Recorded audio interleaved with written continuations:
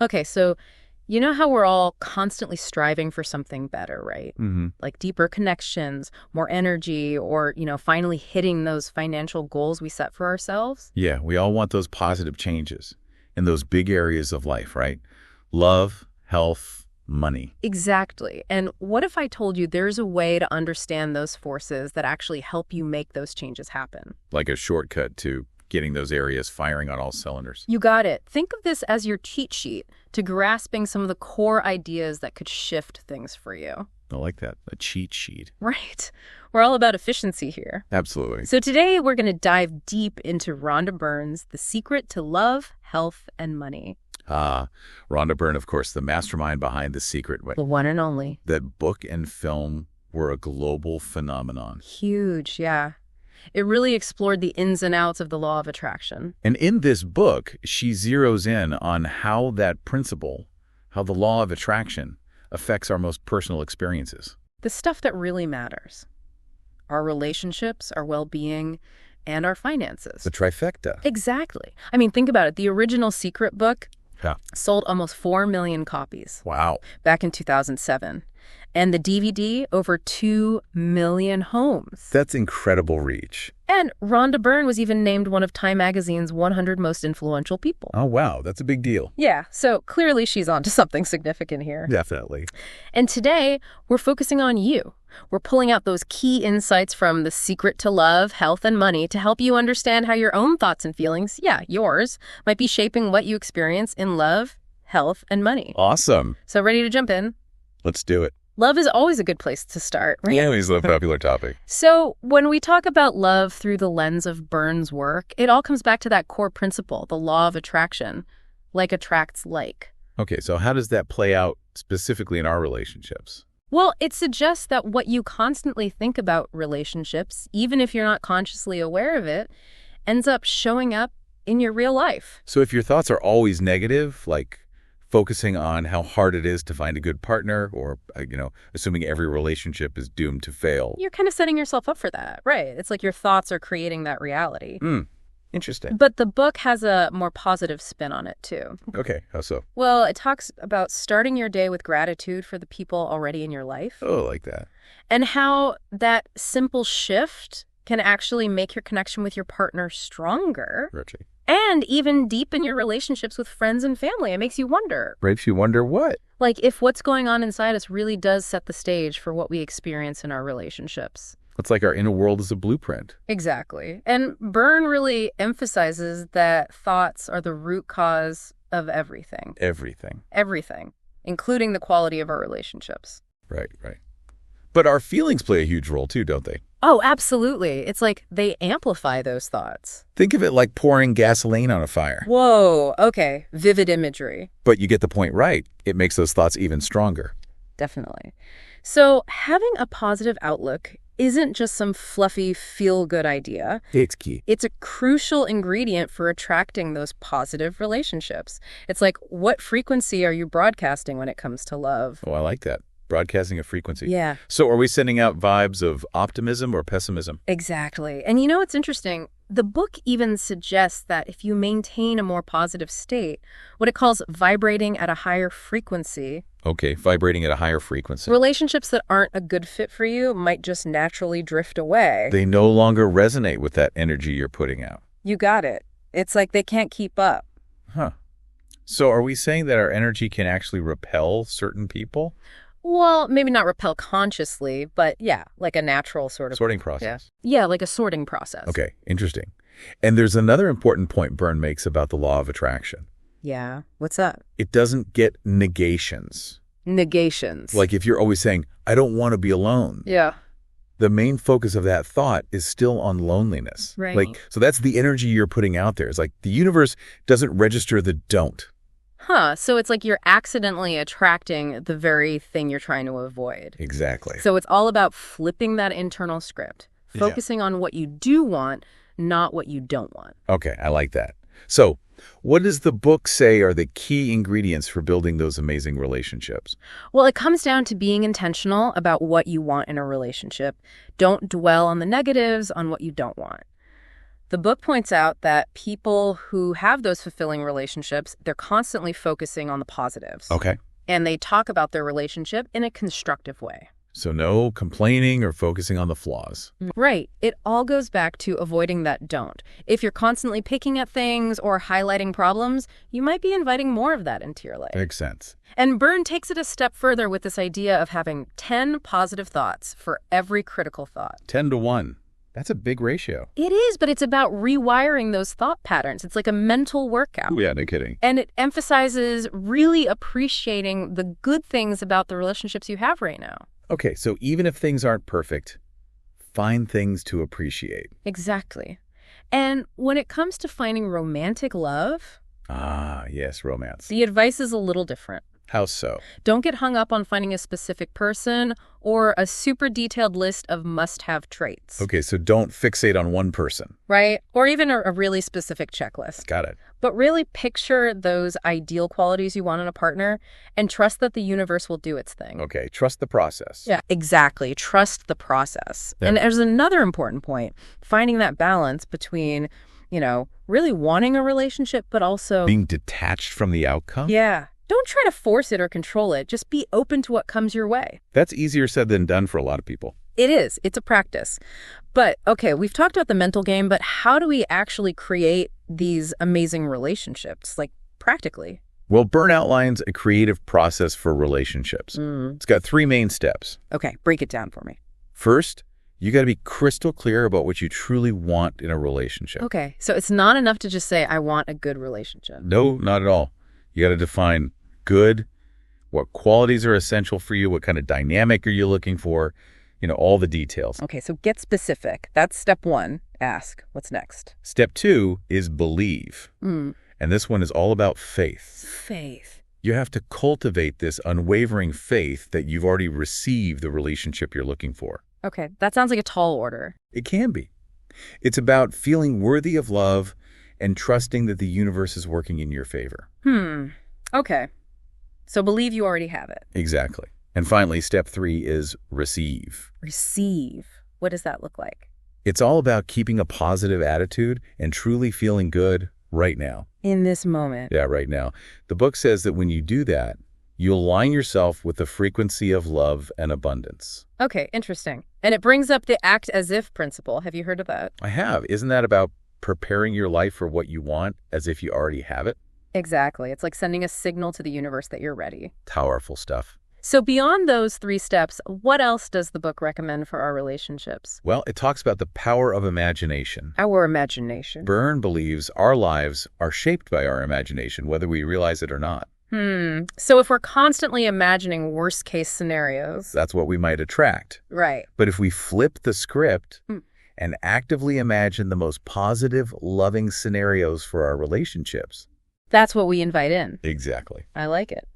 What kinds of things does she suggest we do to really tap into that power? She talks about journaling about your ideal partner, or even role-playing, like really immersing yourself in those imagined scenarios. So almost like practicing those positive feelings. Exactly. Strengthening those neural pathways. I love that. Okay, and I know gratitude is a big theme in The Secret in general. Yeah, it's huge. How does that apply to our relationship specifically? Well, in the book, gratitude is like this superpower for creating positive experiences. A superpower. It amplifies the good stuff. Okay, I'm listening. And there are 3 ways to use it. Be grateful for past relationships, even the ones that didn't work out. Okay. Appreciate the relationships you have right now, even with their imperfections. Okay. And be grateful for the future relationships you want, like they're already here. It's about appreciating what is, what was, and what will be. Precisely. Okay, and that makes a lot of sense to me because when you focus on what you're grateful for, you naturally attract more of that into your life. You shift your perspective. Exactly. Okay, now let's talk about the most important relationship of all. Which is? The one with ourselves. Self-love. Can't forget about that one. It's the foundation for everything else. Absolutely. And, Byrne dedicates a whole section to this in the book called The Secret to You. The Secret to You. It's all about how self-love is a magnet for love from others. Okay, so if you don't love yourself, it's harder to attract love from others. Right. And it makes sense. If you're constantly criticizing yourself or putting yourself down. You're sending out those negative vibes. And that's not exactly attractive, right? Not really. The book's message is happiness is magnetic and true happiness comes from within. You can't pour from an empty cup. Exactly. You can't rely on someone else to fill you up if you're running on empty yourself. Makes sense. And the last point about love, the book calls it the greatest gift. The greatest gift. Mm-hmm. And it's all about giving love. Giving love. The book talks about how you get what you give, so when you actively show love and appreciation to others, It comes back to you. it does. It's like a ripple effect. A ripple effect of love. I love that. So by putting love out there, you're not losing anything. You're actually creating more of it. Exactly. And the book says that giving from a genuine place without expecting anything in return is not only fulfilling, but it's also our true nature. At our core, we're all about love. That's the message. I like that.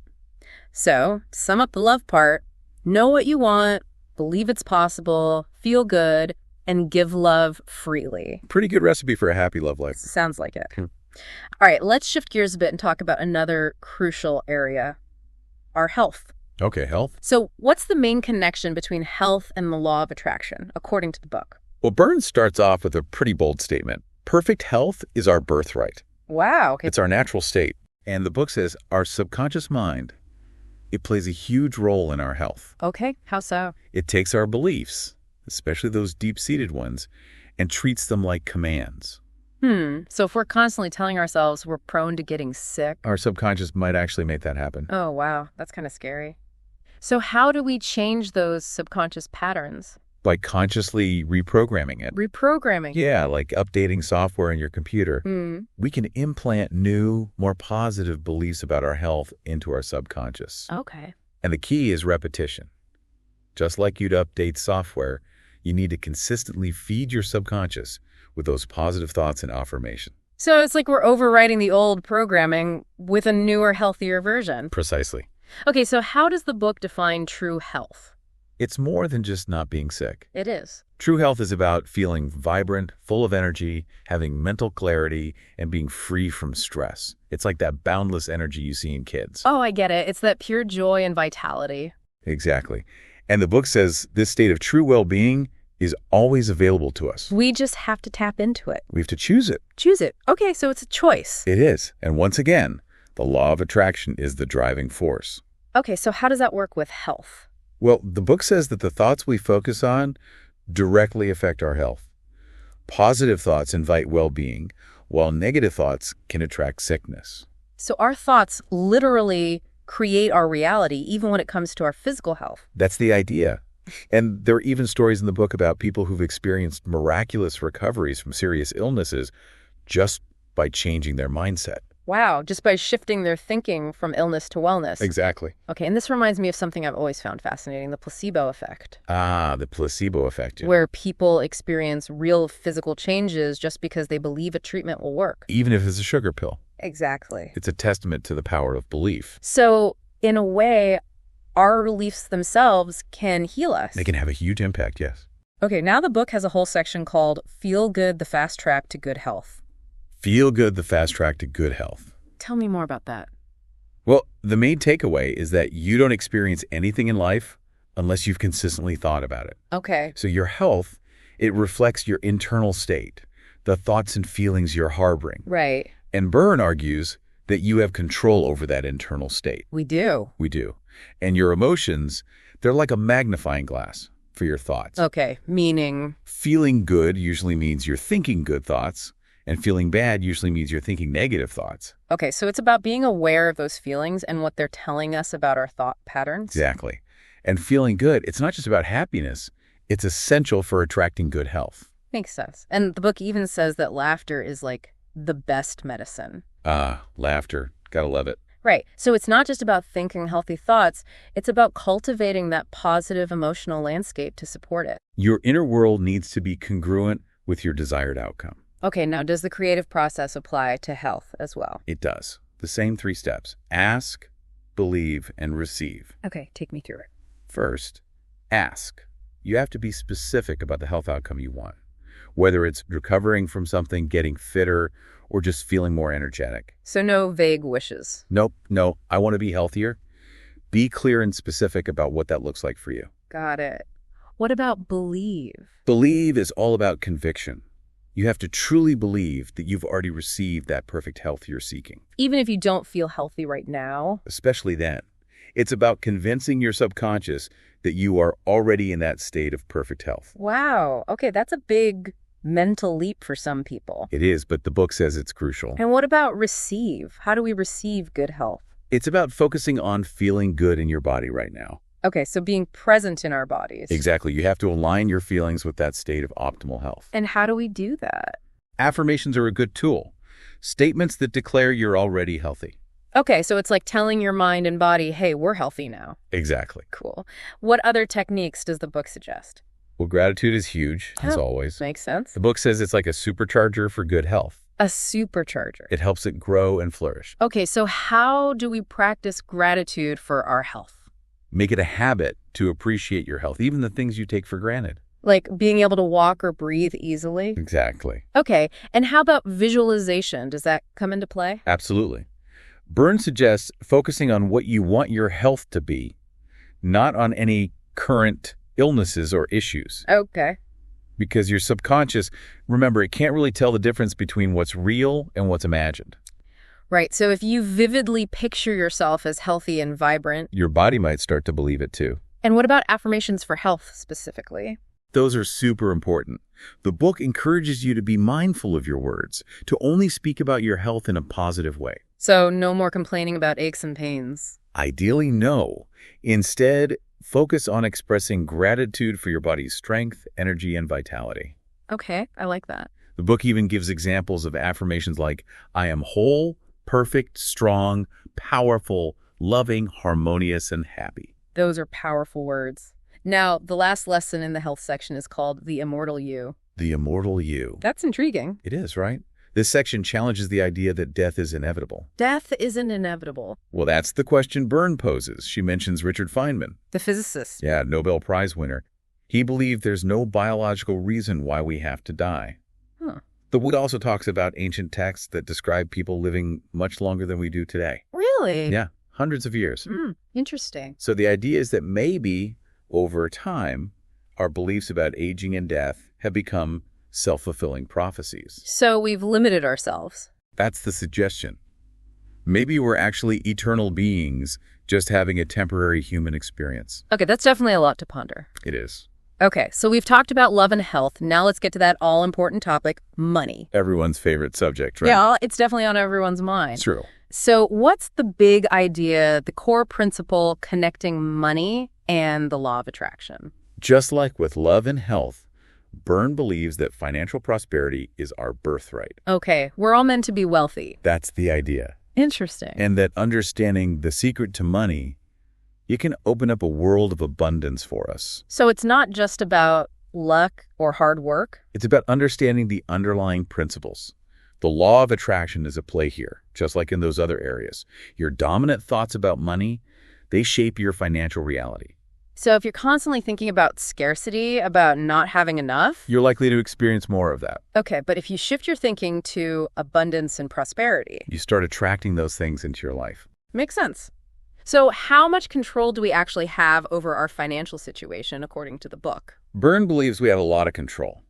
She says our current financial situation, it's a reflection of our past thoughts about money. Wow, so we're essentially creating our financial reality with our minds. That's the idea. Okay, so if our finances aren't where we want them to be, where do we even begin to change that? Start by paying attention to your feelings about money. Those are your guideposts. What do you mean? Well, when you think about money, how do you feel? If you feel good, positive, excited... That's a good sign. Exactly. It means you're attracting more abundance. But if you feel anxious, stressed, or fearful... Not so good. Not so good. Those negative emotions, they repel wealth. Interesting. So if you want to change your financial situation, you got to start by changing your thoughts and feelings about money. Okay, so shift the internal landscape. Precisely. The book mentions a shortcut to abundance. Shortcut to abundance. It's all about feeling happy now. Yeah, feeling happy in the present moment, regardless of your current bank balance. So don't wait until you're rich to feel good. Right, because the feeling of abundance, that's what attracts more abundance. Okay, feel it to reel it. Exactly. And it's not just about big financial goals. It's about shifting your perspective on everyday things like paying bills. Paying bills. Yeah, instead of seeing bills as a burden or a source of stress. Which most people do. Right. The book suggests viewing them as an acknowledgement of the valuable services you've received. Okay, I can see that. Or even mentally transforming them into symbols of abundance flowing into your life. So changing your perception of money, even in those seemingly mundane interactions. It's about gratitude. Feeling grateful for the money you have, even the money you spend. Okay, so shifting from resistance to appreciation. Precisely. Now, the book talks about developing a wealth mindset. Wealth mindset. How does that differ from other mindsets around money?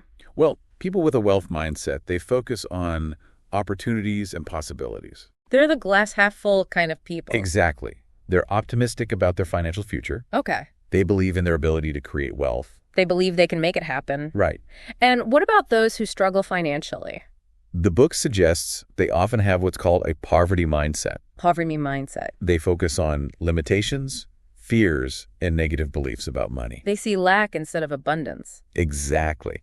And the book says that your mindset really does shape your financial experiences. So if you believe you're destined to be poor, You're likely to attract experiences that confirm that belief. it becomes a self-fulfilling prophecy. Right. And the book even talks about lottery winners. Oh, yeah. Some of them end up losing all their money Really? Why? because their mindset didn't change. They still had that poverty mindset. Wow, that's a powerful example. So it's not just about having money, it's about having the right mindset to manage it and grow it.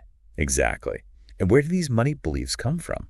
That's a good question. Where do they come from? Often, they're rooted in childhood. Childhood. Yeah, things we hear growing up like money doesn't grow on trees or we can't afford that. Oh, yeah, I remember hearing those. Those messages, they can plant the seeds of a poverty mindset.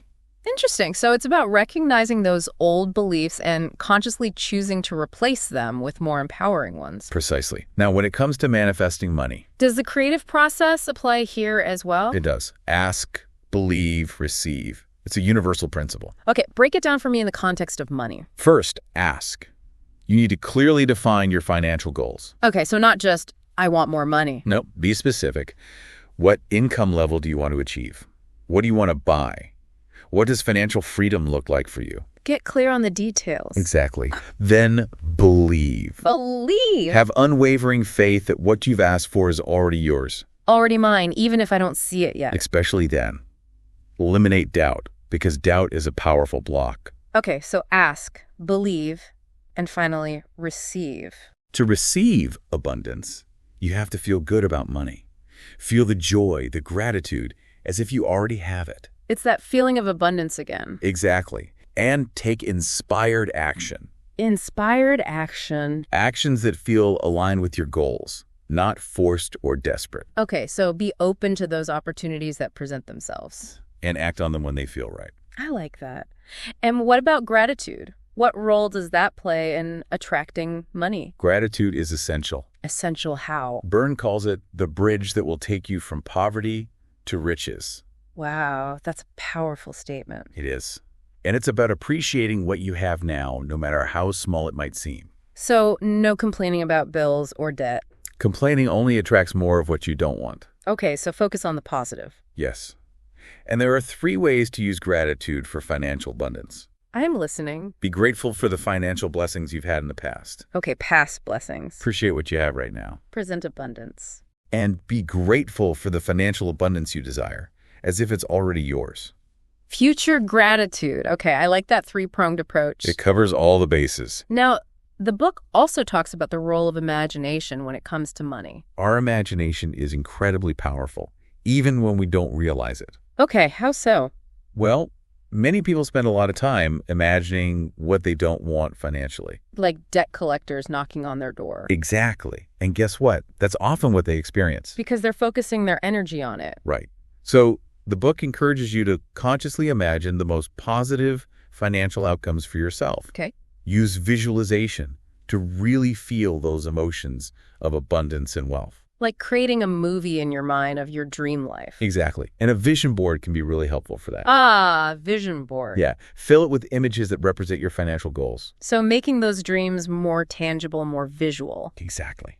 Okay, and what about our careers and businesses? How do those fit into the equation? The book stresses the importance of doing work you love. Finding your passion. Exactly. And it applies that same ask, believe, and feel process to attracting your dream job or business. Okay, so visualize yourself in that ideal career. And feel the satisfaction, the success. Got it. It also emphasizes gratitude for your current work, even if it's not perfect. Okay, appreciate what you have now. And show appreciation for your customers, your clients. Make those connections. Right. And always focus on delivering value. Giving something back. The key principle for long-term success. Okay, so approach your work with passion, gratitude, and a commitment to providing value. That's a good recipe for success. Now, the last point about money is about sharing and giving. Giving back. What does the book say about that? It says that prosperity is your right. You can attract more than you can imagine. Okay. And often